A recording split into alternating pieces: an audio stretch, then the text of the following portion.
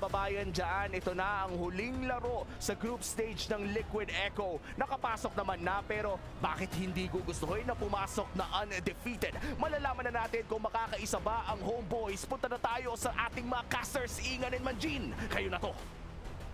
Nakaka-stun nga naman talaga yung draft pa lang dahil ang daming bagong nilabas for the last game between Homeboys and of course the Filipino Pride team Liquid Echo na currently first ngayon sa kanilang respective groups. Pero of course Homeboys, hindi rin naman yan magpapatalo. Meron niyang pride na dinadala and they wanna bring back their momentum as they approach the knockout stages for MSC 2024. Finally, ay nakakita tayo ng dalawang hero na hindi pa natin natutunghayan.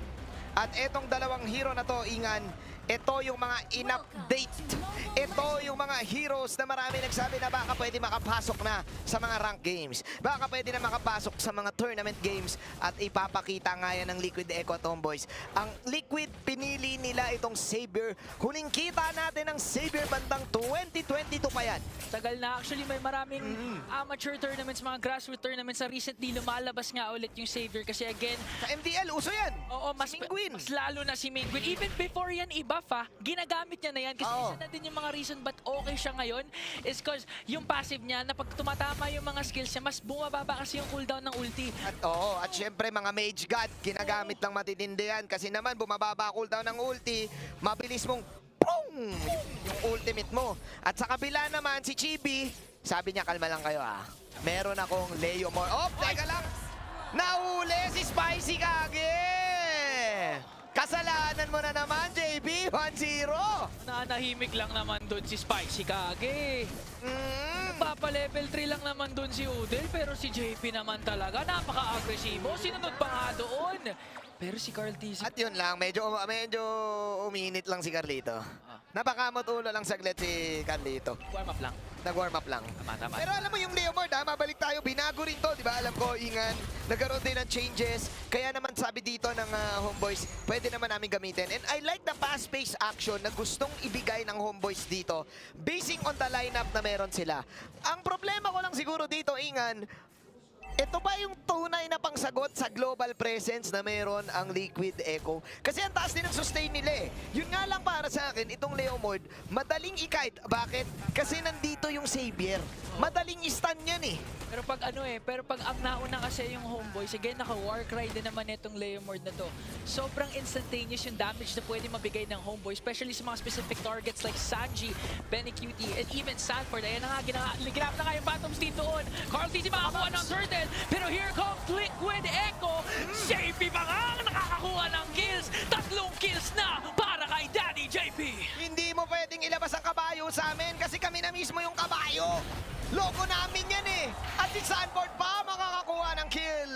Nag-cheer ngayon ang mga Pinoy, ang ating mga kabayan dito sa Amazon Arena for 1. Cavalry looking good ngayon. They got the start that they wanted. Meron lang chip on the shoulder kanina nung medyo nag-overextend si Carl TZ. Pero ang bilis din naman nila makarecover. Charge coming in from Sword. Si Carl TZ ang gusto niyang kunin. Pati naman Zaman Force nandyan. Pero yung stun coming in from Saji. Napakasakit na nga. Carl TZ, pulado. Pero Spinning nakapag-free hit ngayon. Carl TZ tutumba. Homeboys, out tayo dahil nakuha natin ang gusto natin. Yun lang ang gusto ng Homeboys. Kailangan pa rin respetuhin dito yung pick-off capability na meron, yung damage capability na meron ng Homeboys. Siguro yun nga yung sagot. Daanin mo sa mabilisan kung dadaanin tayo sa map presence. Lalong-lalo na ni JP. Yung chip kasi, alam ko nagiging kampi mo rin yan, Ingan. Ito yung chip na nantatawag ng tropa. Basta deactivate na yung tawag tropa, yun yung wala nang paapaalam. Yun yung mga tropa na G agad. Instant. Oo, walang drawing. Instant invite. Instant accept. Instant accept. Pero ang problema, pwede din kasing may sumama na ayaw mo kasama. Depende na yan. Pag Liquid Echo, sama-sama talaga yan. Ito yung Liquid Echo, yung tropa na to, yung nabuo itong dating katagang Liquid Express na ngayon Liquid Stampede na, hindi ito yung tropa mong sasabihin, try ko pumunta. Tapos hindi naman pupunta. Lahat sila, pag tumawag na yung isa, pupunta yan. Sure ball, may isa o dalawa dyan pupunta. Parating tournament, kaya naman Liquid Echo always consistent sa bawat bawat torneo na pinapasukan nila. Tatandaan natin last season sinabi nila na merong problema lang silang nakaharap. Pero with the recent MPL PHS 13, pinakita nila kung anong meron talaga sila pag full force ang Liquid Echo. Tingnan, ako nakita si JP. JP, tatawagin ba ang mga tropa dito? JP? Kalate buhay. Oy, ginaya siya ni Udil. Oh. Ay. Mantatawag din ba ng tropa yan? Merong problema. Pwede, kaso yung problema bakit? Pwede mo naman gamitin yung ano yung... Pero wala na, nangyari na!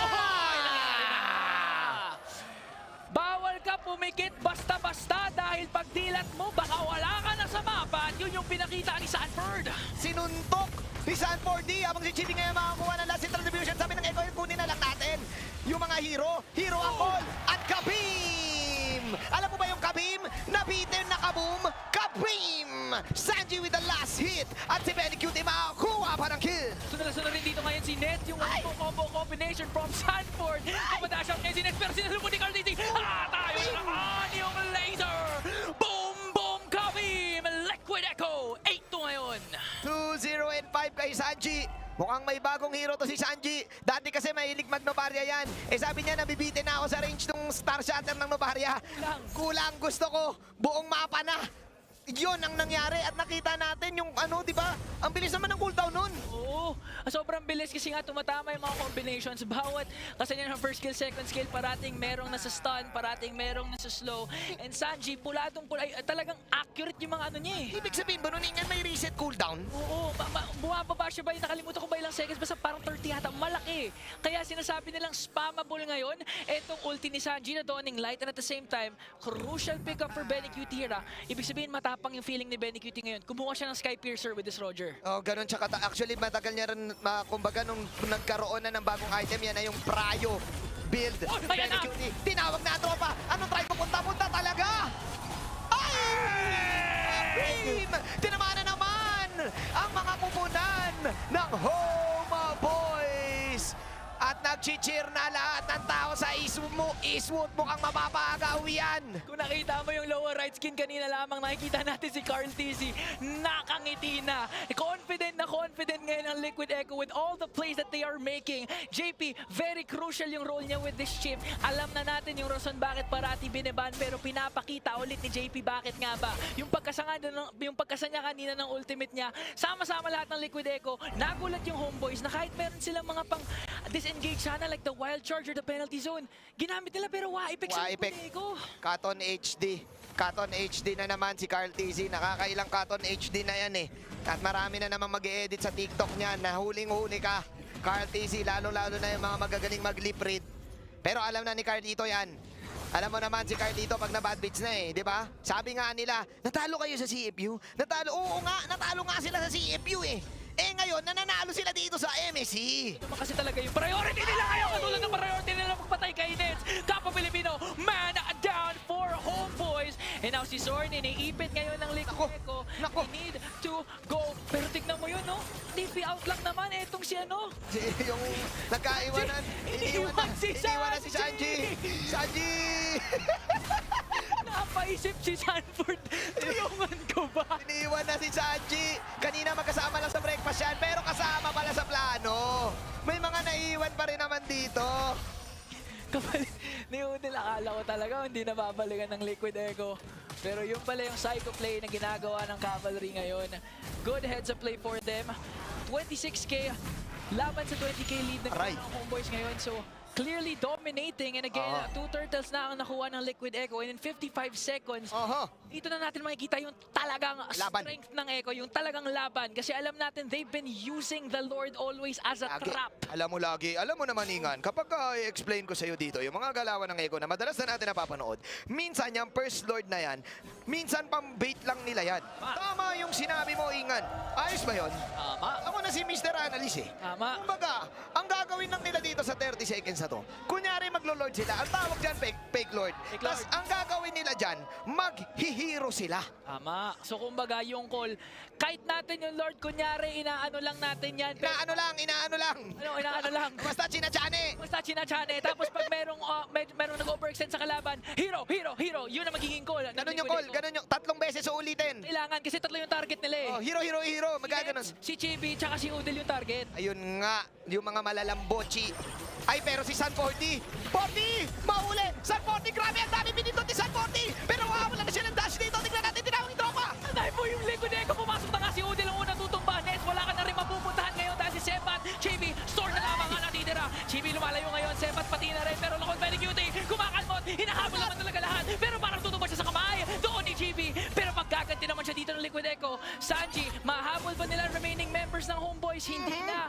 Pero sila ngayon ang makakakuha ng kalamangan. Hindi tumama yung Kamehameha, 15-6. May Lord na nga. Nahuli kasi si Sunforty doon. Napakagandang rotation na nagmumula sa Homeboys. Alam ng Homeboys na ang gagawin ni Sunforty doon sa bandang kabila, maki-clear wave. Kaya napanood na ni Nets yan. Sabi ni Nets, marami na akong napanood ng mga buds eh. Nanonood ako ng stream nyo eh. Lalo na si Coach Jeff, lagi nanonood ng mga content yan. Yung email, sabi niya, maki-clear to. Kaya ang gagawin natin, babanata natin dito para hindi sila makapagsimula ng Lord. Ang problema lang, na-counterbanat sila ng Liquid Echo. Kasi yung epekto ni JP with the chip, again, perfect sana talaga yung play na ginawa ng Homeboys pag walang global presence sana yung Liquid Echo. Oo nga. Kaso ang problema, the shortcut is there.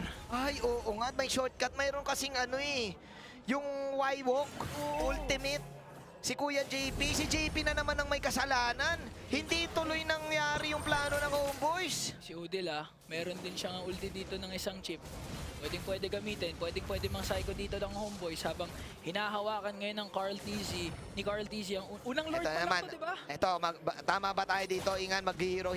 Pero kasi pag makukuha na yung Lord na to ata eh. Pero parang hero muna dahil si Sanford umaakit. Hero nga. Pero ang gusto nila kunin dito, Phantom Seed, ginamit na nga Sanji, pati na rin Dawning Light, Sword, na-stun doon, si Carl TZ, sino ang papagdain niya, binabangga yun ngayon si Nets, for targeting for Liquid Echo, pero nakabawi, Zaman Force na doon, Carl TZ gonna fall down, pero here comes Liquid Echo, very cutie, kinakalmot na nga yung bato, tumatama din naman, Sepat ang kanyang next target, like and bounce, tutumba, Sanford, hindi na rin talaga tinigilan doon, Sumat ka, boy! HEB, tatlong nawala sa Homeboys and Liquid Echo, make it 4 dahil double kill for Sanji. Si Udin na lang maiwan dito. Pasok ni Sunford at eto na. Benny Cutie, kumakalmot lang! 5 kamote! Saan ka makakakita ng kabayong kumakalmot? Ganyan kalakas yung cavalry ngayon. Hindi na nga nila kinakailangan si Cortese para makuha yung Lord dahil 5 kamote nga yung Homeboys. Lahat sila wala ngayon. At syempre, sabi ni Carlito, kailangan kasama ako sa replay. Kunin ko na tong Lord. Sayang eh. Pero nilasit pa rin ni Sunboy.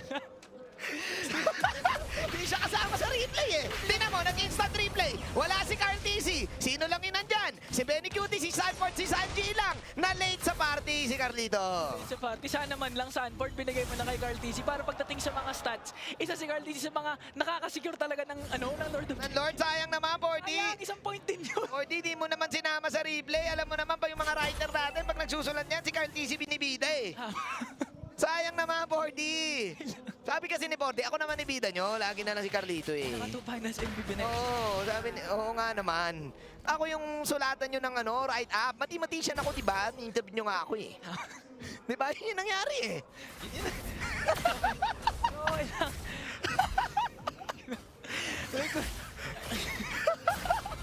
Kasi in-interview naman talaga si 40, di ba? Oh, ito Sabi na. niya, I'm best in math. I'm the mathematician. Calculated kasi bawat galaw, yung mga angulo ng kanyang pakito. Oo. Pero ito may angulo din na hinahanap si Sword. Maganda yung pwesto niya. Nakita natin to kanina with the show. Aabangan lang niya si Benny Cutie. Pero parang naaamoy ata ni Benny Cutie. Tinitipihan pa nga to si Sword sa babao. Binibigyan yung bato. Sobra ka naman, Benny Cutie. Sobra ka naman, boy. Ay, Udil! Spicy! Spicy Udil! Babanata-nata dito! Nandito si Sepat!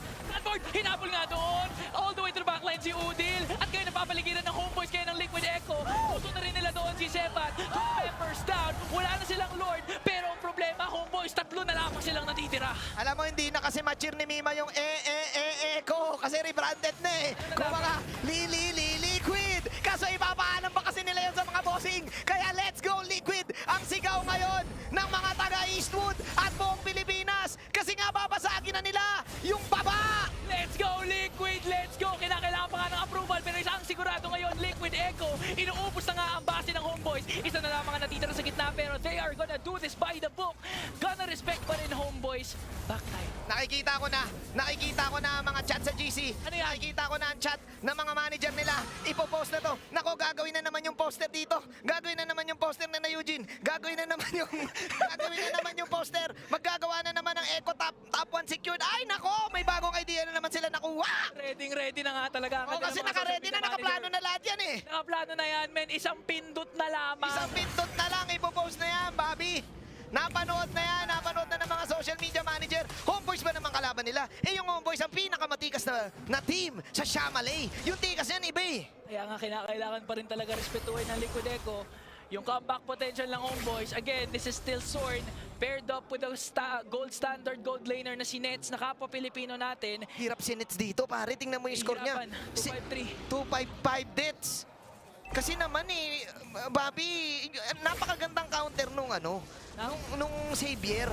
Isipin mo mabuti, maglalagay ka ng Zaman Force, eh di saan ba isushoot ni Sanji yung mga Second niya. yung mga projectile niya? Doon mismo sa Zaman Force. O, kumbaga kahit nandyan si Nets sa kanyang Zaman first, nasa stun naman siya, so hindi rin siya nakakapag-dash. Pero si Sanford, 40? mathematician na. The mathematician. Kinakalculate na niya kung paano siya gagalaw. Oh, mathematician walking down the street. Ay, si Dupidu! Dalawa na wala ngayon sa Homeboys. Liquid Echo hindi na nga daw maglanor dahil gusto nila wipe out. Tinamaan si Sword doon ang Dawning Light. Pero tinapos si Very Cutie with the final blow. Sempa talaga namang free hit. Kalmot! Immortality is there. Pero hindi mo makayanin ang kalmot ni Very Cutie. Wipe out para sa Liquid Echo. Top 1 secured! Sabay bili pa ng mga win time run. O, sabay-sabay. Sabay, wala, ayaw, sabay-sabay. Yan! 27-8! Liquid Echo victory!